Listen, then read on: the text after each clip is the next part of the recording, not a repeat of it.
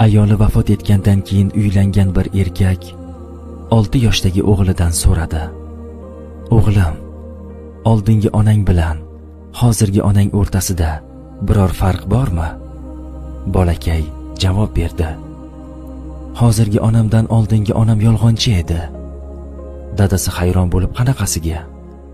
O'g'li esa: "Men to'polon qilganimda, onamga quloq solmaganimda, onam menga aytardiki: 'O'g'lim, agar yana to'polon qilsang, quloq solmasang, senga ovqat bermayman, och qolasan' derdi.